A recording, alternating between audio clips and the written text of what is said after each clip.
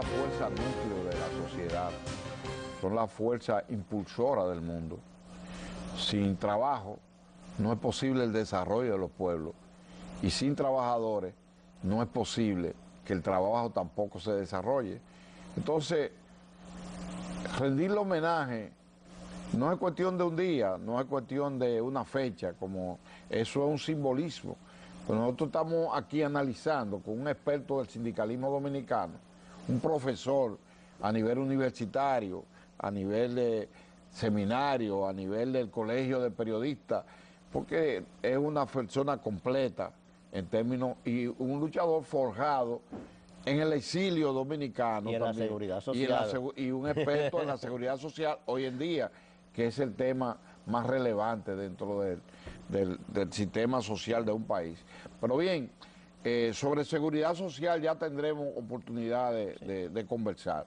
Hablemos ahora, porque hay un libro que me llamó mucho la atención suyo, el Sindicalismo en la República Dominicana, Sindicalismo y Política, la historia y presente del movimiento sindical en la República Dominicana, pero además también el sindicalismo cristiano, cómo interpretar y dándole seguimiento cronológico del 62 hasta el 70. Vamos a una descripción de los movimientos surgidos, de los principales líderes, de la corriente que auspiciaban y del papel de la corriente social cristiana que ya usted comenzó a explicar en la CAS. La CAS era la Confederación Autónoma de Sindicatos Cristianos y hoy tiene sino clasista. Sí. Bien. Bueno, para entender el sindicalismo en cualquier parte del mundo hay que tener un conocimiento de la política y de la economía. O sea, el sindicalismo está sujeto a cómo se desenvuelve la política de un país y cómo se desenvuelve la economía. No se puede esperar que un sindicalismo esté sobre la política o sobre la economía.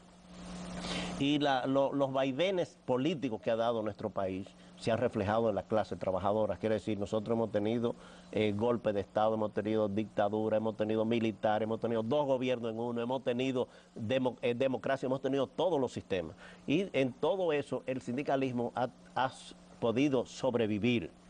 Y eso se debe a cosas fundamentales. Primero, el sindicalismo ideológico, o sea, durante una década, podemos decir la década del 60, había una lucha ideológica, política, universitaria y también sindical. Y eso se reflejó mucho y en el movimiento sindical se quedó reflejado cuando la CAS hizo su 10º congreso, que hubo una división y surgió la Central General de Trabajadores. Fue una lucha ideológica. ¿En qué año fue eso? Eso fue en el 71. Mientras tanto, la ideología se ha ido dejando atrás, pero las primeras décadas... No es una época de ideología ni de confrontación. No. Entonces, en la mundial. década del 60, por ejemplo, hubo tantas variaciones políticas, todo eso. Por ejemplo, el golpe de Estado. Cuando se dio el golpe de Estado al gobierno constitucional, la CAS, que era la organización mayoritaria, nosotros habíamos tenido confrontación con el gobierno, porque el gobierno trató de hacer una central única desde el gobierno y nosotros nos opusimos, pero fuimos y salimos, y los primeros presos después del golpe de Estado fueron de la CAS, especialmente Henry Molina, que era el secretario general de la CAS. Cuando en 1965 se produjo la intervención norteamericana, nosotros fuimos el comité ejecutivo a esta misma emisora, y hicimos un pronunciamiento de apoyo al movimiento constitucional. Se incorporamos. Y aquí tenemos imágenes que le vamos a dar a la producción de este programa, imágenes donde aparece don José Gómez Celda planteando el derecho a retornar a la constitucionalidad como un deseo del pueblo dominicano. Pero aquí tenemos imágenes que el movimiento sindical social cristiano se incorporó a la revolución plenamente y en ese momento decía don José en una conferencia internacional, esto el 23 de mayo de 1965, Camaño no se rendirá, y él como enviado, aquí tenemos cómo se originó la crisis, explicando el fenómeno de la revolución de abril, una denuncia desde el crimen yanqui en Santo Domingo, eso en el siglo en México, el 24 de mayo de ese año, 1965, y un conjunto de publicaciones en el mundo, en Puerto Rico, contra Estados Unidos y por Camaño, líder cristiano que denuncia maniobra del tío San, eso en México, hecho por un reportero famoso de la prensa llamado Juan Pablo Rosell. Y así un sinnúmero de cosas que le vamos a pedir a la producción de este programa que lo destaque, mientras nuestro amigo va explicando cronológicamente esos tres aspectos: el desarrollo del movimiento sindical, las diferentes centrales en el país, sus principales dirigentes, los más destacados, y que llevemos esto hasta los años 70. Bueno, en el año 65, bueno, entre el 63 y 65, esos fueron los dos acontecimientos.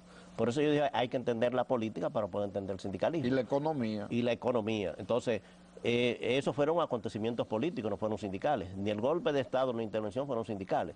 Ahora, el sindicalismo, hay un momento que tiene que tomar posiciones frente a la situación, pues no vamos a estar discutiendo un contrato colectivo mientras están invadiendo el país. O dan un golpe de Estado y van a estar pidiendo aumento de salario. Entonces, el movimiento sindical tiene que interpretar el momento histórico, político y el momento económico que hay.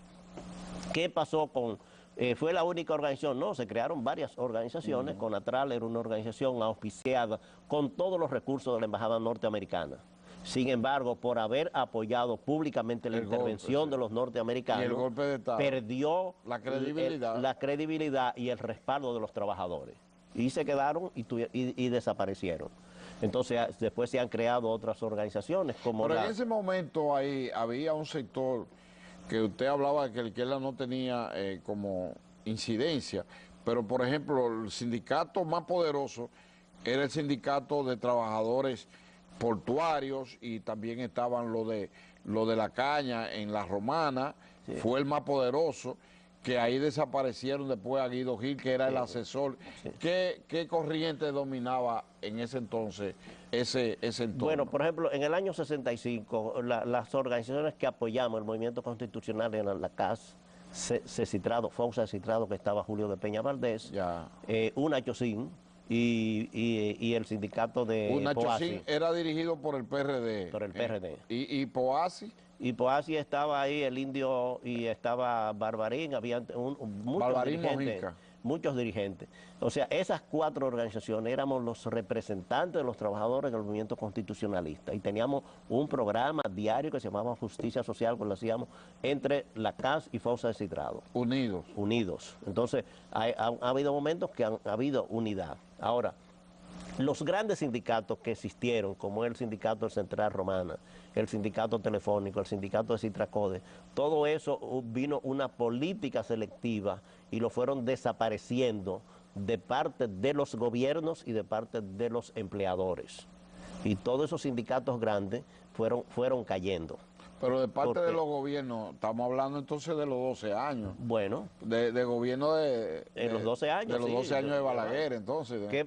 Bueno, entonces surgió la CNTD. La CNTD es una organización que vino a llenar el espacio que antes era de Conatral, con afiliación internacional en la CIOLS, y fue una organización, o ha sido una organización representativa de un sector importante.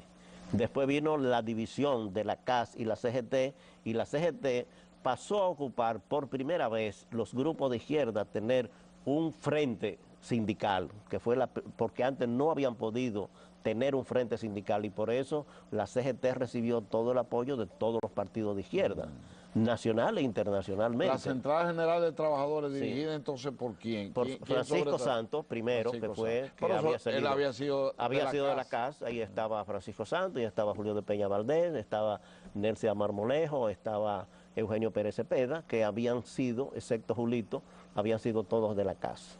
Pero fue una lucha ideológica. Ahí no había dinero, ni había compradero, ni había empleo, ni nada de eso, sino problemas de tipo ideológico. Eso ha marcado mucho el movimiento sindical, y a nivel internacional existían en aquella época tres corrientes mundiales. La más grande era la CIOLS, quiere decir el movimiento sindical patrocinado por los países aliados en la Segunda Guerra Mundial, que sí continuaron, además de políticamente, sindicalmente unidos. Equivale, decía ahí, Alemania, Francia, sí, Inglaterra. La Federación Sindical Mundial, que eran los comunistas, dirigidos por la Unión Soviética, en la cual estaban todos. Y el movimiento sindical internacional más pequeño, que era la Confederación Internacional de Sindicatos Cristianos.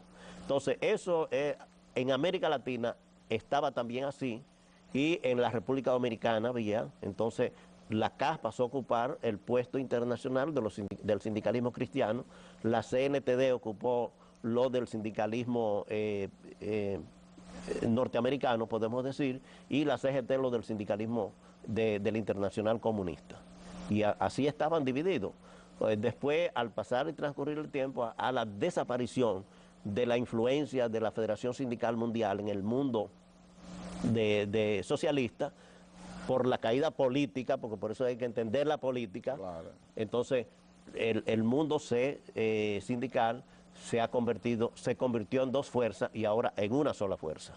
Entonces el movimiento sindical ha dado un giro en los últimos años muy grande, en la cual desapareció teóricamente una de las partes más combativas, que era el sindicalismo comunista, quiere decir porque tenía apoyo de los países que el socialista era un sindicato único, o es un sindicato único. Uno dice teóricamente porque China todavía continúa siendo comunista y es el país más grande del mundo. Aunque sea económicamente capitalista, pero políticamente es comunista y sindicalmente es comunista. Entonces hay una organización que dicen ellos representa 150 millones de afiliados, que es ese solo organización más grande que todo lo que estamos dispersos en todo el mundo. Pero la misma CGT, para que vayamos a un último segmento, la CGT entonces también se dividió en Central General de Trabajadores mayoritarios. Han aparecido muchas organizaciones. Y ahora, ¿cuáles conforman el panorama sindical en la República Dominicana? Bueno, aquí hay tres tendencias, las mismas tendencias que habían antes. ¿Cómo se llaman? Durante 7 años se hizo la CENUS, quiere decir el CENUS, que era Central Nacional de Unidad Sindical. Ahí estaban las 3 centrales sindicales. Después, con el tiempo, la CAS salió y se declaró independiente, la CNTD se declaró independiente y quedaban entonces dentro de eso la CGT y la CTU. La CTU se separó de la CGT, quiere decir que ahora estamos igual que hace 20 años, 4 organizaciones a nivel sindical. La CGT se quedó con el nombre de CENUS en vez de CGT, pero todo es igual que hace 20 años. ¿Quién es la figura más relevante? Ahí está Pepe Abreu. Pepe Abreu está en la, lo ubiquemos bien. Está en la CENUS, Eugenio Pérez Cepeda en la CTU, Gabriel del Río en la CAS y Jacobo Ramos en la CNTD. Muy bien. Hemos ido cronológicamente, ideológicamente, sindicalmente explicando la historia del movimiento sindical, precisamente con motivo del Día Internacional de Trabajo, a quienes le dedicamos esta programación de Momentos de la Historia.